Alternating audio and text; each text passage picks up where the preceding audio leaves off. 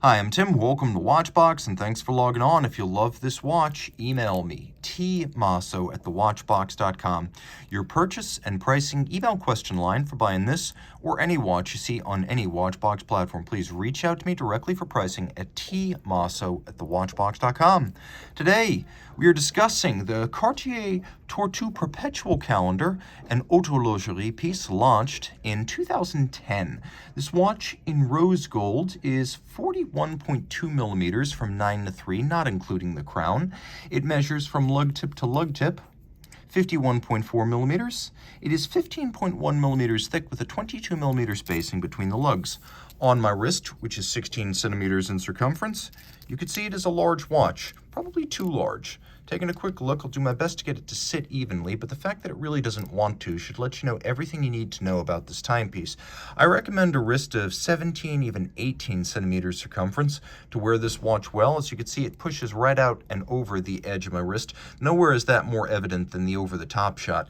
It's not excessively thick, but nor is it thin. Keep this in mind. This is a complication for a large man. Taking a look at the strap, well, it's beefy, it's upscale, it looks and feels the part. The timepiece has a strap with a lot of bolstering to give it volume to play better against the volume of the lugs. It is a sort of medium brown, large rectangular scale, semi-gloss, monotone stitch, folded edge alligator leather. It is calfskin on the bottom, and you can see here we have the Cartier deployant clasp. Cartier, Louis Cartier, that is, created the first folding clasp for a wristwatch back in 1909, and that was first by far. A lot of the original design elements endure here, but this is a much more modern construction. You can see there's a little fold over that allows you to loop the strap through and then crimp it and then close it. As a result, there's no need for minder loops on the strap. Any excess length hides underneath the strap, so it's a very clean and secure look, and it obviates the need for perforations in the strap itself. The case is the traditional Tortue, a tonneau done well. You can see here it is also a tonneau done massively, as there is an immense amount of depth to the case flank, which is sheer and, like the remainder of the case, all of high polish. That said, there is delicacy to be appreciated in the exquisite camber of the sapphire, a no-holds-barred, no-expense-spared piece. Note that it is both cambered and remarkably curved in several dimensions, the compound curvature making it a very expensive sapphire to render, creating lovely off-axis distortion like a vintage plexiglass. And because this is not a round inner bezel, very difficult to achieve water resistance, so Cartier accepting the challenge with this complex construction. You'll also note that the case band and the bezel are all one piece. This is a monoblock case, and the lack of a separate bezel creates a beautifully seamless aesthetic externally. You could see that the strap is held in using screws and bars, which is exactly what you want on a large, heavy watch like this. Absolute security and peace of mind. We have a faceted sapphire cabochon, and then we have faceted profiles to the crown itself. On the dial, we have a perpetual calendar, lovely fired blue hands, retrograde day.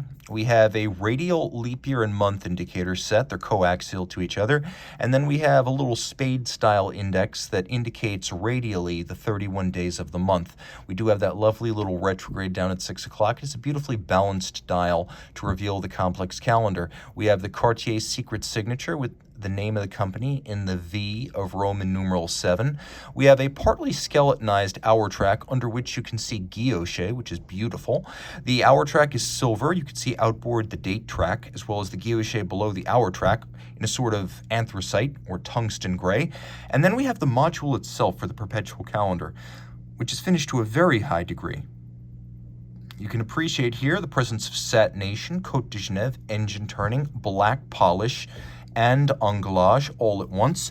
Turn it over, and you can see that it is based on the 1904 MC. So the 1904 Petit Second MC, a lot of the underlying architecture is common to other Cartier watches. You can see it's water resistant down to 30 meters.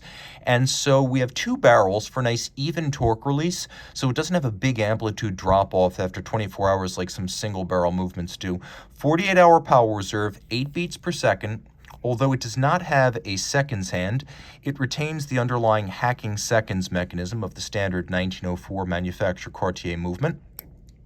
which is nice to have.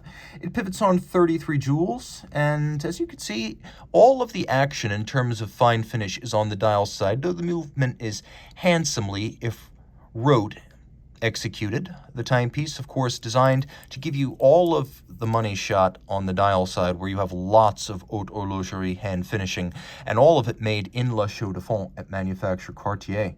Reach out to Team Mosso at thewatchbox.com for purchase and pricing details, and take heart. If you set this perpetual calendar and wear the watch daily, you won't have to make a correction until the year 2100.